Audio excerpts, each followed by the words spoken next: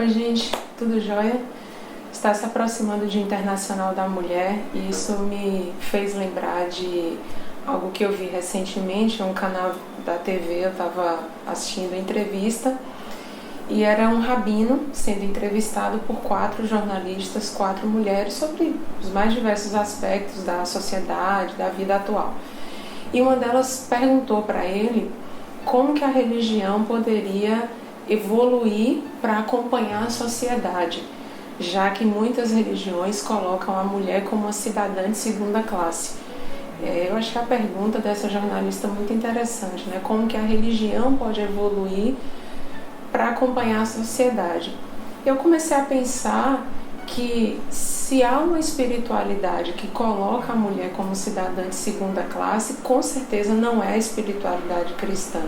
Não pode ser a espiritualidade cristã, porque a Bíblia do início ao fim, e é do início mesmo, lá no primeiro capítulo de Gênesis, primeira página da Bíblia, diz que Deus formou homem e mulher à imagem e semelhança dele.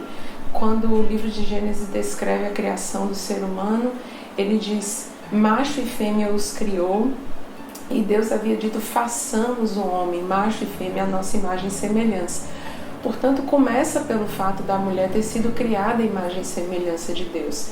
Quando a gente vai percorrendo as páginas da Bíblia, nós vamos percebendo, muito pelo contrário, um grande valor que Deus dá às mulheres. Lá no tempo de Israel, pré-monarquia, quando eles ainda não tinham um governo central estruturado, na época dos juízes, em um momento que não tinha um homem que liderasse a nação, Deus levantou uma mulher para fazer isso, que foi a Débora.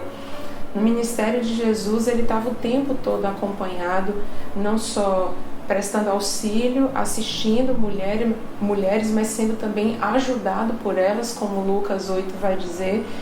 Jesus, por exemplo, se permitiu ser ungido, ter os seus pés secos pelos cabelos de uma mulher que tinha uma reputação para a sociedade da época, no mínimo duvidosa, estando ele numa sala de seletos homens. Jesus se permitiu ser ungido, ser tocado por aquela mulher. Inclusive advertiu o dono da casa que a atitude dela havia sido uma atitude nobre. Em outro episódio dos Evangelhos, Jesus para junto a um poço e começa um diálogo com uma mulher de um povo com o qual os judeus, e Jesus era judeu, não se davam bem. Jesus não apenas ignora a mulher, ele faz o oposto, ele para, dá atenção a ela e dá para ela a água viva, como a própria Bíblia diz.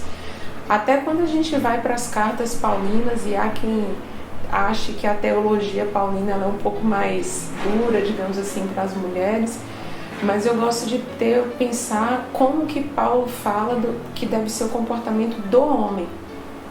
E aí ele vai dizer que em Efésios que os maridos devem amar as suas esposas como Cristo amou a igreja, ou seja, dando a vida por elas. Portanto, a Bíblia diz que o homem tem que dar a vida pela mulher, não é tirar a vida da mulher, não é bater, não é humilhar, não é subjugar, porque o próprio Jesus não fez nada disso com a igreja. Então, qual é a religião que coloca a mulher como cidadã de segunda classe? Não deve ser, em hipótese alguma, eu vou chamar de espiritualidade, não pode ser, em hipótese alguma, a espiritualidade cristã.